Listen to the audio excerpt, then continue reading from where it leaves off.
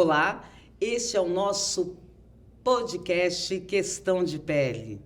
Numa sociedade racista, não basta ser racista, temos que ser antirracista. Angela Davis.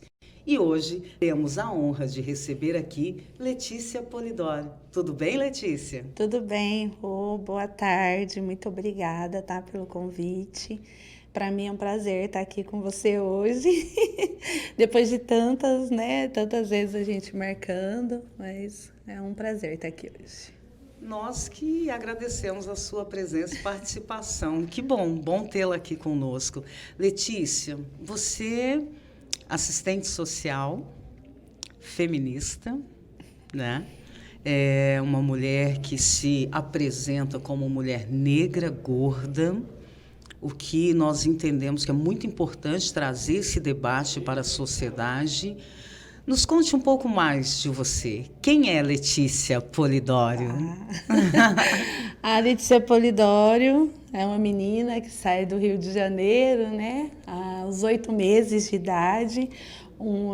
Meu pai abandonou minha mãe, né? Quando eu tinha 8 meses.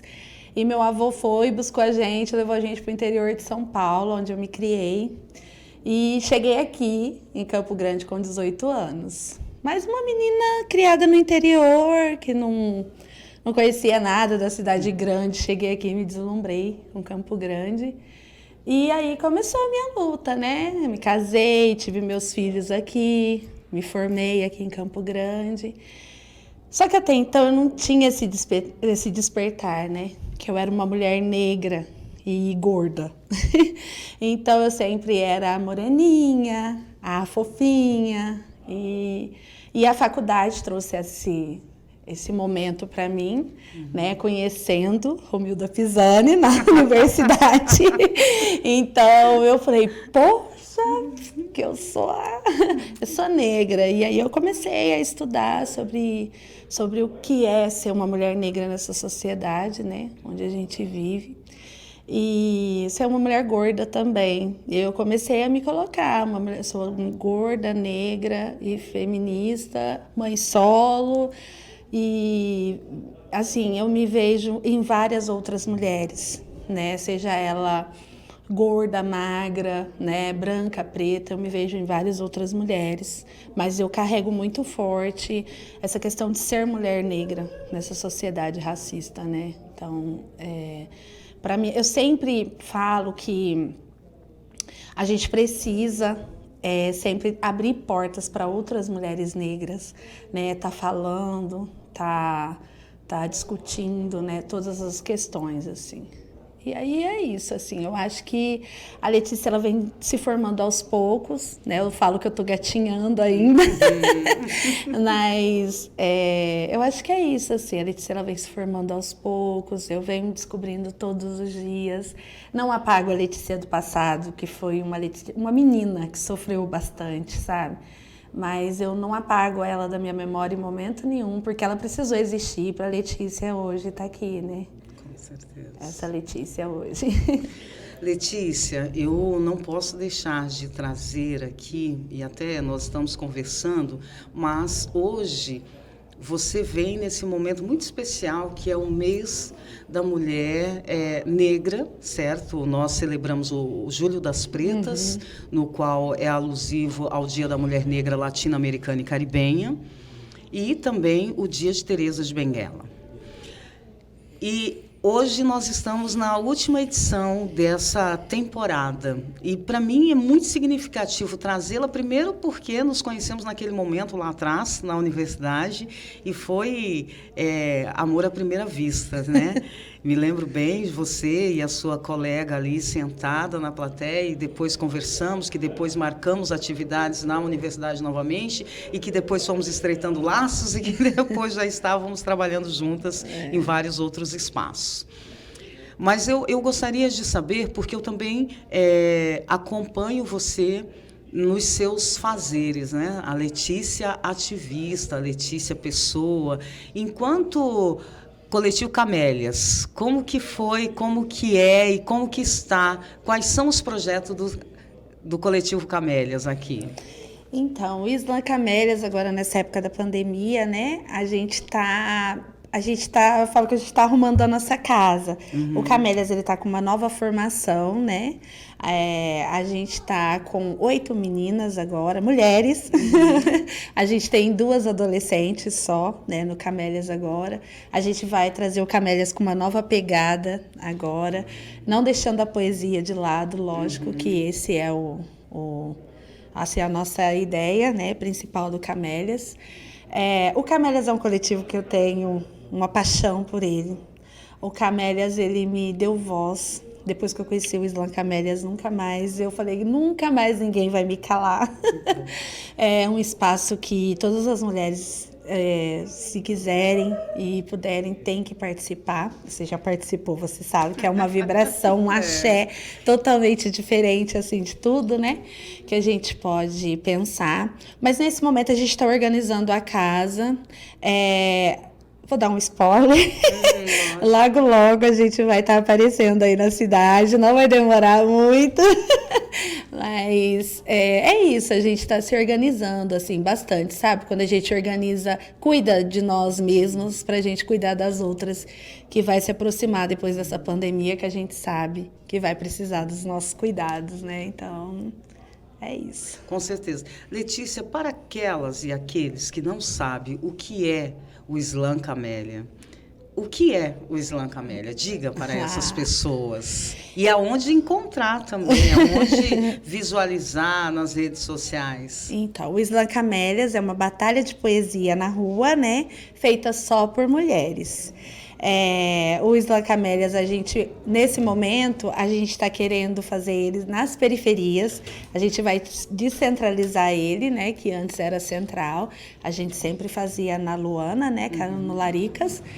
Agora a gente está querendo levar para as periferias. Lê. Eu tô chamando ela de Lê e ela me chama de Rô porque a intimidade permite. Mas assim, o Islã Camélia, eu me lembro da criação do Islã Camélia e inclusive o porquê do nome. Né? Eu acho que é importante assim a gente trazer essa memória, porque essa junção de mulheres para falar sobre as suas dores, os seus anseios, ela é muito importante em qualquer espaço. Mas, primeiramente, essa reconstrução interna dentro de cada pessoa tem que acontecer. E o Islã Camélia, ele traz isso. Primeiramente isso, e depois o que poderia vir a público, vem a público de forma bonita, em forma de arte. Né? Eu sou admiradora. Mas eu estou aqui lembrando também que tem um outro trabalho, né? Que a Letícia está no corre, liga para ela tentando falar com ela. Agora eu não posso, estou saindo do Mandela, ou não, estou saindo aqui de outra comunidade. E essa Letícia atuante enquanto representante da CUFA em Campo Grande. E o que é a CUFA para os nossos ouvintes? Né? O que é a CUFA e como que está sendo essa experiência para você? Então, a CUFA é um presente que o Islã me deu. A CUFA é a Central Única das Favelas, né? A sua matriz é no Rio de Janeiro, né? Começou no Rio de Janeiro há 20 anos atrás. Eu não sei se eu falei, a CUFA é a Central Única das Favelas. Falou. Porque às vezes eu me perco, falo tanto CUFA que a gente se perde. Então, a CUFA começa no Rio de Janeiro, há 20 anos atrás. Aqui em Campo Grande, atualmente, tem 2 anos, né, que tem a CUFA aqui. Hoje eu estou enquanto coordenadora da CUFA Campo Grande, né? A Lívia Lopes é a nossa coordenadora do Mato Grosso do Sul. E a CUFA vem trabalhando aí nas favelas de Campo Grande, né? Que Campo Grande, hoje, atualmente, em Campo Grande, a gente tem 37 favelas. A CUFA está atuando amanhã a gente vai completar 35 favelas que a gente consegue atender. A gente atende principalmente mães, né? Mulheres, idosas. O foco da CUFA é atender mães, né? A gente tem um projeto que chama Mães da Favela. A gente está atendendo nesse momento da pandemia por conta da falta de emprego, né? A gente tem um retrocesso muito grande para as mulheres. Nesse momento já tinha, mas agora está bem maior. Então, essas mulheres não têm aonde deixar seus filhos, né? Para poder trabalhar e não conseguem emprego por conta da pandemia. Então, a CUFA leva o auxílio, né? Do sacolão. A gente tem alguns parceiros que a gente consegue entregar um cartão, que é um valor social, para ela comprar o alimento para casa. A gente está atendendo aí, Agora a gente vai ter uma parceria com a Defensoria Pública, que a gente vai levar o atendimento para essas mulheres na comunidade, né? Porque a gente sabe que tem muitas mulheres que têm têm os direitos, mas não sabem, né? Não tem o acesso, né? Não tem o acesso. Então a gente fez uma parceria aí com o Nudem, que vai até as comunidades a partir do dia 12. A gente vai começar a atender. E a gente tem vários projetos, assim, sabe, Rô, para 2022, assim, depois que dá uma amenizada nessa pandemia aí, a gente tem vários projetos, a gente levar a questão do emprego, né, para essas comunidades, para essas mulheres, a gente capacitar, né, capacitar essas mulheres, a voz para elas. Eu sempre falo que eu acho muito importante eu falar sobre essas comunidades e essas mulheres, mas o mais importante para mim seria se elas pudessem falar, porque elas realmente vivenciam, né? Eu vou ali, eu tenho um contato com elas, tenho amizade com essas mulheres. Entendeu? A amizade é muito... Eu falo que o meu contato com elas é muito além de um sacolão, sabe? É um contato pessoal mesmo. Eu deixo a Letícia em casa e vou assim com o meu coração aberto lá para receber as dores delas e tentar amenizar o máximo que eu posso. Letícia, e você nessas visitas, porque amanhã vocês completam 35 favelas, né? O atendimento a 35 favelas.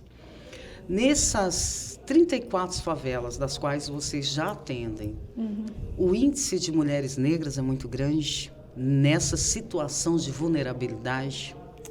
Então, e como que é isso para você?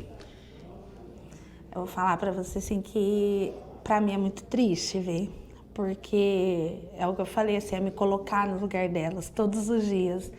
E assim, eu vejo atualmente assim a gente tem um cadastro, né, que a gente faz com essas mães, e mais de 98% das mulheres que a gente atende é mulheres negras. Então, assim, eu até me emociono quando eu vou falar, porque é sentir na pele real, sabe?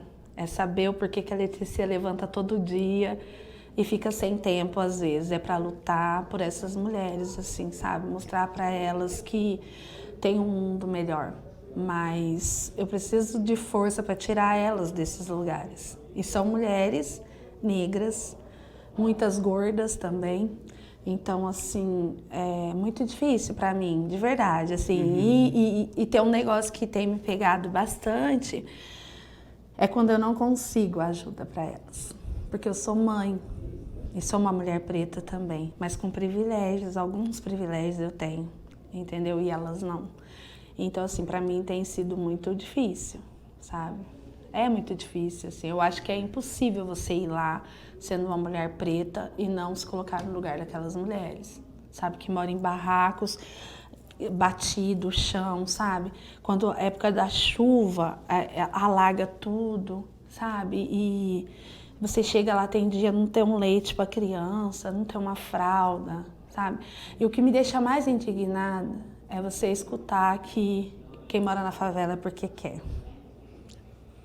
Isso não é real. Morar na favela não é legal. Entendeu? Você está ali num lugar super vulnerável, seus filhos estão vulneráveis. Não né? é opção, né? Muito pelo contrário, é falta de opção. Não tem. Aí você pensa assim, sabe, Rô? Eu comecei uma favela que eu tenho mais proximidade, que é próximo da minha casa, que é próximo da sua também, é no Alfavela, que é no Caiobá. O que acontece? Quando eu comecei a atender essa favela, 55 famílias. Hoje a gente tem 75 famílias lá. Essas 20 famílias que aumentaram são mulheres com crianças que foram para essas favelas. Na sua maioria são mães solos? Mães solos, a maioria. No Alfavela, eu acho que eu tenho 15 mulheres que têm companheiros. E muitas das vezes um relacionamento abusivo, entendeu? Que não consegue sair desse relacionamento porque tá ali naquele lugar, só tem aquele lugar para morar, o cara tá ali junto e não tem outro lugar para ir, aí ela não tem como sair dali. Não se Então, vê. para mim, assim, é muito difícil ir e falar, não, eu vou embora para minha casa e durmo tranquilo, eu vou embora para minha casa e não vou me preocupar que elas estão precisando. Para mim é muito difícil. Certo. E, bom, essa é uma situação, uma realidade das nossas mulheres negras, das nossas irmãs, por esse Brasil afora. E não é diferente aqui no Mato Grosso do Sul, muito menos em Campo Grande. E o que eu sempre digo é da nossa dificuldade em levar esta apropriação enquanto pessoa política social. Entende? Ela se sentir pertencente a essa sociedade, porque temos uma política de exclusão, porque aí nós estamos falando desse racismo estrutural que está colocado por esta sociedade. Exatamente. E em todos os processos, em todas as formas de inclusão, há uma exclusão, e essas mulheres, que são nossas irmãs, elas não se veem. E por não se verem, é como se elas vivessem e vivem em um mundo à parte. E com certeza é muito doloroso sair desses espaços sem levar essas dores, né? Entendendo que somos seres humanos. Bom, é uma conversa forte, porque ela é real. Para quem diz que em Campo Grande não tem favela, ou o número de favelas é pouco, veja bem, 35 favelas identificadas, porque existem as que não estão totalmente identificadas, mas são 35 favelas com inúmeras famílias em situação de vulnerabilidade. E esta realidade de Campo Grande não é diferente da realidade do Brasil neste atual momento pandêmico, neste atual momento político.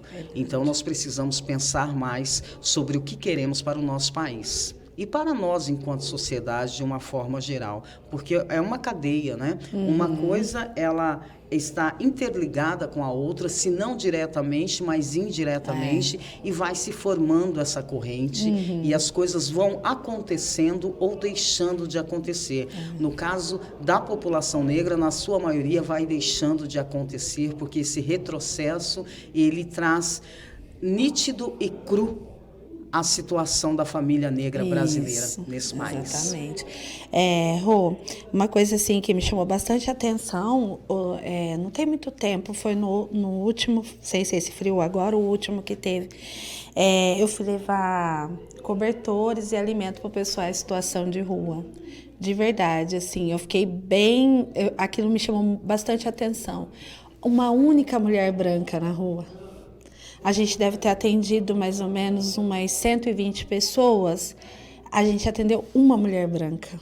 Então, assim, naquele momento, eu estava com uma amiga, a Fernanda, e aí eu falei, Fer, você viu que a gente atendeu uma única mulher branca? O restante todas eram mulheres negras, sabe? Então, assim, a gente tem mais uma chamada, sabe? Mais um estalo para a gente poder pensar também que as mulheres em situação de rua, a sua maioria é mulher negra, entendeu? E, assim, o que eu acho, o que eu vejo, assim, nesses atendimentos, que quando você vai para fazer aquele atendimento, somente o atendimento, é um jeito. Quando você vai para deixar a conversa fluir, deixar elas falarem, elas se expressarem, como que isso é legal? Você descobre, entendeu? Aquelas mulheres que estavam mortas ali, igual eu estive. Então, porque eu também estive morta. Eu também não tinha fala, não falava, entendeu? Eu ficava ali, parece que é aquilo que você falou, parece que é colocado, né? Imposto para você ficar ali, ó, só falando, tipo uma máquina, né? Uma máquina. Só falando que era... Eu falo assim que as mulheres da favela, elas são super mães, eu costumo dizer. Porque assim, se eu, Letícia, um homem me agredir, eu sei como me defender, eu sei os meus direitos. As mulheres nas favelas, elas não sabem, mas vai lá e agride um filho delas para você ver. Entendeu? Entendi. Então, assim, elas lutam. Eu falo, não é que elas são melhores mães do que eu, porque eu acho que isso não existe melhor mãe. Mas eu falo que elas são super mães porque é a luta constante delas pelo alimento dos filhos, sabe? Pelo o cuidado dos filhos. Então, porque você, a gente tem casa. A gente quer o Davi, a Valentina, a Tuane e a Ravena cuidados, a gente coloca dentro de casa.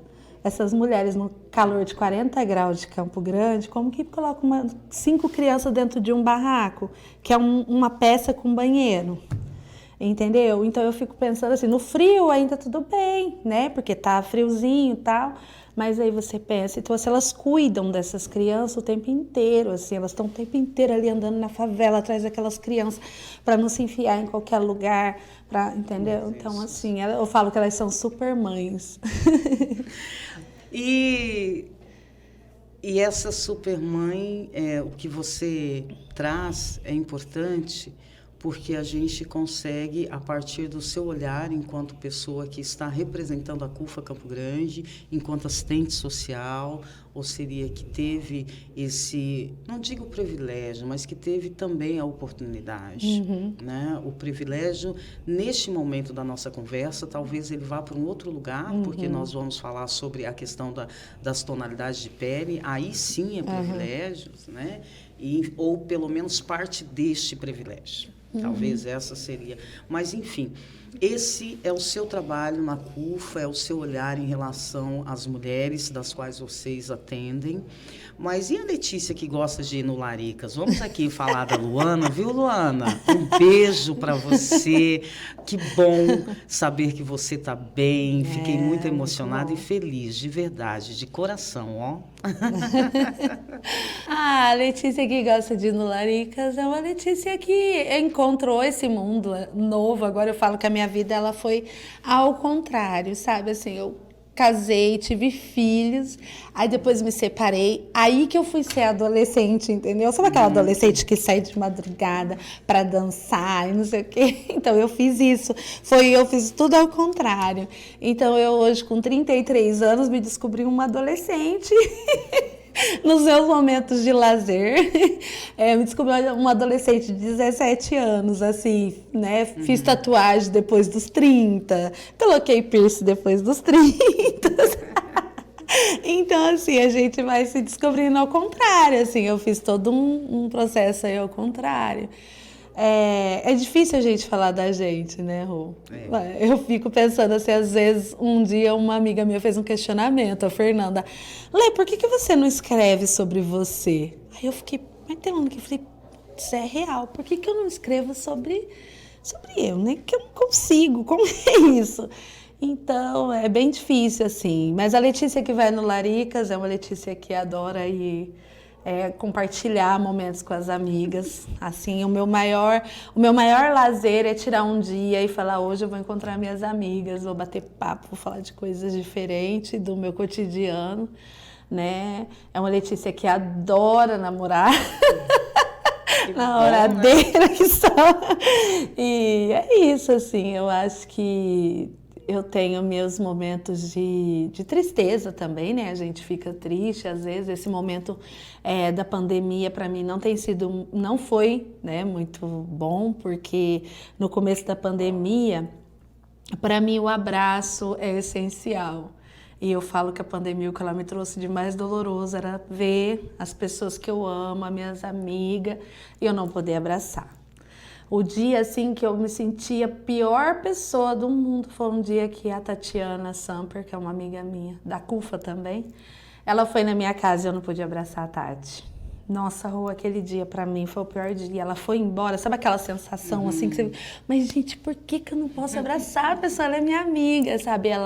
Na época, ela estava trabalhando na Casa da Mulher Brasileira. Então, ela não quis me abraçar, né? Por conta dos fluxo de pessoas que passam por lá. Então, nossa, assim, pra mim foi a pior coisa. Mas aí agora, nesse momento, assim, acho que a gente deu uma acostumada, né? Não vou falar que tá 100%, mas a gente deu uma acostumada, a gente tem aprendido bastante também, né? Com essa pandemia, assim.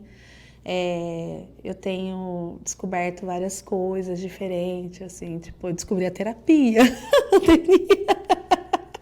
A terapia, assim, que eu acho que era algo que eu tinha que ter feito desde os 10 anos de idade. Descobri na pandemia a terapia, né? Venho descobrindo, assim, o meu corpo em si, assim, eu tenho tido alguns cuidados, assim, né? Sempre fui uma mulher gorda, mas sempre fui muito ativa, tipo, eu sempre gostei muito de dançar, sempre gostei muito de me exercitar, né? Às vezes as pessoas falam, é gorda, tá? Aquela questão que as pessoas falam que a gente romantiza, né? A obesidade e tal. E eu tenho esse cuidado, assim, sabe, com o meu corpo, né? De dançar, saio sempre para dançar, faço minhas aulas de zumba. E é isso, assim. A Letícia é uma mulher cheia de... A vida para mim, assim, viver para mim é a melhor coisa desse mundo. Que bom, que bom. Estamos chegando ao final do nosso podcast Questão de Pele. E nessa última edição desta temporada, que é o Julho das Pretas, tivemos a honra, a satisfação de ter aqui com a gente Letícia Polidori, essa mulher que é ativista, que é feminista, que é mãe, que é mulher preta, mulher gorda e que traz tudo isso nesse ser belíssimo que está aqui na minha frente. Gratidão por ter vindo. Obrigada. Gratidão por termos conseguido, né? Ai, de Foi verdade. uma lenda, foi uma Verdade. lenda, mas assim, independente desse momento de estar aqui, que é muito importante para nós, enquanto mulheres negras, enquanto pessoa que traz o compromisso de discutir a questão racial, não só em Campo Grande, mas também no Estado e para o mundo, né? Eu fico muito feliz, porque eu acompanho você desde lá, do período da universidade. Eu já sou tia Rô, viu, gente? Eu assumo. E é muito prazeroso ver o crescimento, o amadurecimento. Com o tempo, nós aprendemos, ao contrário do que essa sociedade nos coloca, que o importante é ter, mas muito mais do que o ter, o importante é a construção do ser. Então, ver essa construção, você se construindo em todas essas suas ações, né, em todas essas particularidades, é muito importante. E muita satisfação em estar perto e caminhar juntas, né? Isso é ótimo para mim, assim, não Caminhar tenho o que juntas. falar, porque eu sempre admirei você, né? Você sabe disso. Eu nunca deixei isso passar, que a minha admiração por você é enorme. É minha referência de mulher preta, mãe, solo, né? Então, assim, para mim sempre foi a admiração enorme, assim. O dia que você brincou comigo sobre eu ter participado do... como é que chama? Mídia Ninja? Você falou, você vai participar do Mídia Ninja. Era a mesma sensação pra mim aqui hoje. Assim, porque pra mim, Romilda, falar sobre mulher preta na sua frente é difícil.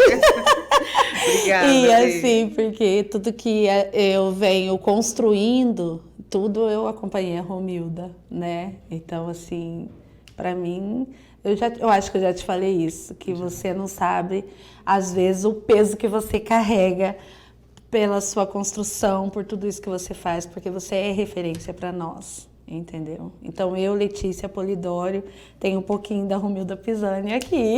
Obrigada. General R3, eu sou Romilda Pisani. Obrigada. Gratidão. Valeu. Valeu.